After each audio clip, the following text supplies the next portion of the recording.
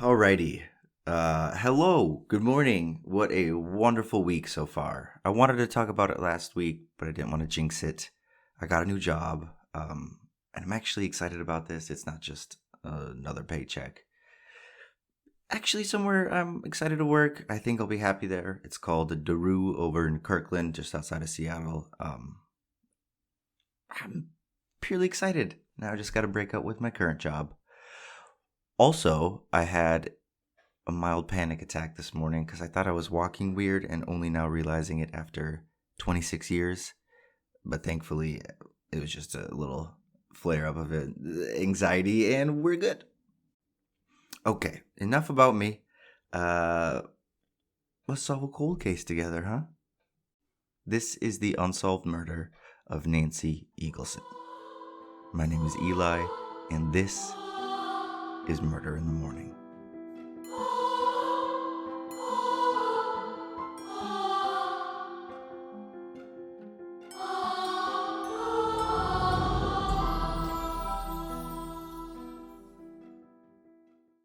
My sources for today come from Uncover.com, Wikipedia, of course, CBS News, and the rest I will list down below. So, on November 13th of 1960, 14-year-old Nancy Eagleson and her 5-year-old sister Cheryl were just leaving the movie theater in Spaulding, Ohio. It's a small Ohio town. It's like Spaulding, but without the S. Paulding. Enjoying their walk home and in no rush, the two girls stop for some soda or pop, if you're from Minnesota, from this local restaurant before continuing on. And then just after 7 p.m., as the sun began its final descent, the two girls noticed a car following them. Home wasn't much further away, but I'm sure it still made the girls a bit uneasy. So at the final intersection, right before they reached their home across the street, this car pulled in front of them, screeched to a stop, rolled down the windows, and asked the girls if they wanted a ride. Nancy politely declined as they were basically already home, plus, who's that weirdo? Stranger danger. She's a smart kid. The girls turn to finish their walk home, but the driver pulls in front of the girls again. This time he gets out, shoves Cheryl, the 5-year-old, to the ground, grabs Nancy, throwing her into the car before speeding off. Terrifying. Cheryl, now in absolute shock, obviously, ran to the closest house, her neighbors, and asked them to call the cops. So they were called, their parents were notified, and a frenzied search began almost immediately. Now, many stories we hear end with a fruitless search days or weeks or months or years later, no better off than the day they first started. In this case, however, this frantic search ended only 6 hours later when raccoon hunters found her body only 100 feet from the road. Nancy had been shot twice in the head and sexually assaulted. According to Uncover.com, Nancy Eagleson, the subject of our story, was the oldest of the children in the family, born on July 3rd in 1946 to Don and Betty Eagleson. Don managed a bowling alley, and her mother worked at this local drive-in in Spaulding. Nancy was well-liked, had many friends. She was just the light of her parents' life. They remember her keeping this joke book where she kept jokes, riddles, and stories that would make her and her friends laugh.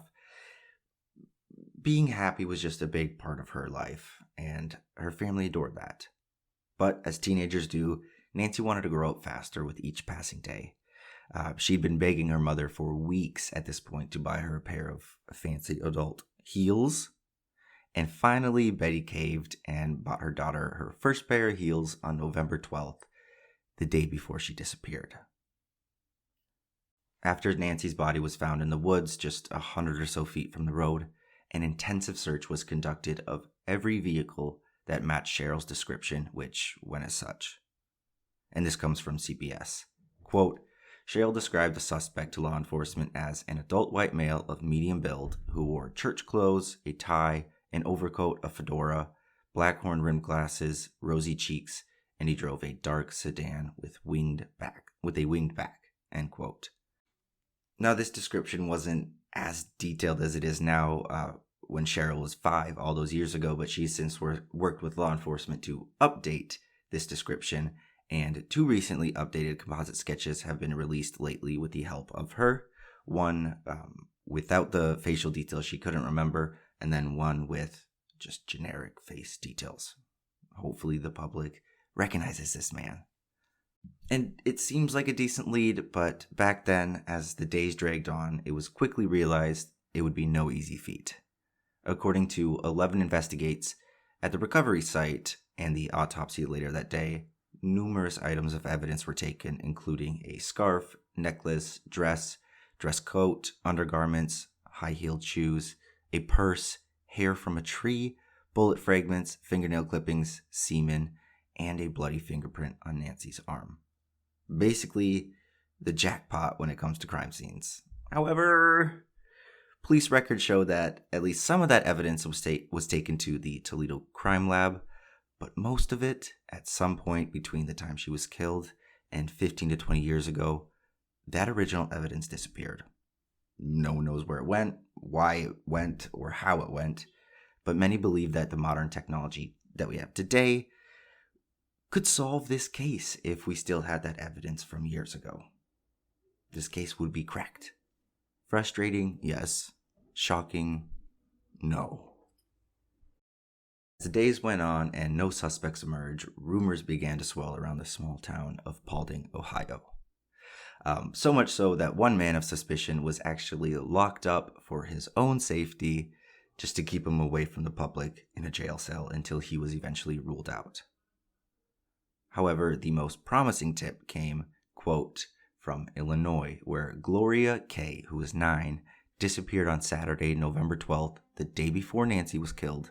She was abducted and killed with 2 gunshots to the head, and another Chicago girl was then abducted and escaped. Headlines from these attacks hinted strongly at connections between the cases and Nancy's, but Sheriff Keeler later reported that the Chicago suspect had been picked up and was in jail at the time of Nancy's, end quote. It was these types of leads that continued to pop up over the years after Nancy's disappearance, giving the family a little bit of hope just for it to be ripped away yet again. And it wouldn't be until the 1960s until they got their next lead. In the 1960s, it was revealed that Mark Hodges, a man convicted of multiple sex crimes, was in the area when Nancy was killed. Two law enforcement officers told 11 Investigates that Sheriff Keeler interviewed him and was convinced that he was their man.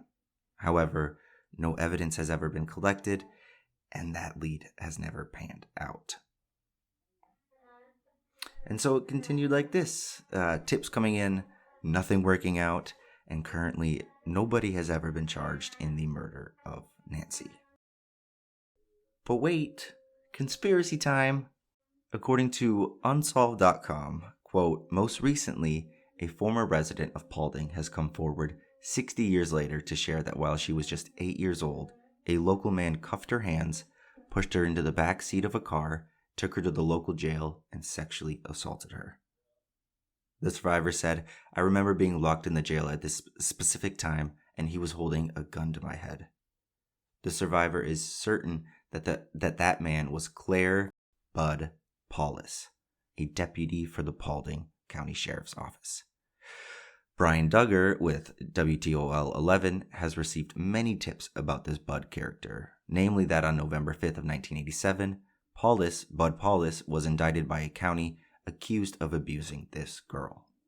Another law enforcement officer told Brian Duggar that the girl was actually a family member, and while a record of that indictment doesn't exist, a law enforcement officer and former prosecutor John Webb confirmed that it happened.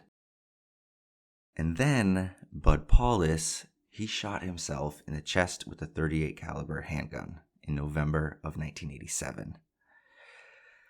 So now, current Sheriff Jason Landers has spoken up about the evidence that went missing 15 to 20 years ago. He hints at the possibility that deputies and whoever was in law enforcement back then destroyed the evidence to cover for Bud Paulus. Dun dun. However, this obviously has not been solidified yet. It's simply interesting conjecture. Nancy's family is still searching for answers over almost 65 years later, and I'm hopeful that there is still some evidence lying around, that not all of it has been thrown away, essentially, that could still be of great use. That, my friends, is the unsolved murder of Nancy Eagleson. I hope you enjoyed this sad but important story. I truly appreciate you all for taking the time to listen in. It means the world. If you'd like to hear some more, stick around after the music for a short bonus story. Okie dokie. Bye-bye.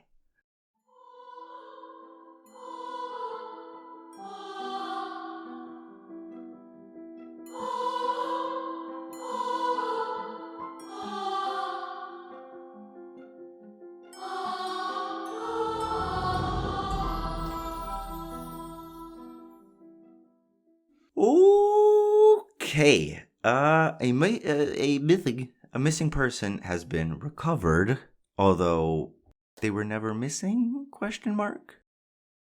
Titled "Remains Found at Recently Sold Colorado Home Identified as Teen Girl Who Hadn't Been Seen Since 2005" by Charlotte Phillip.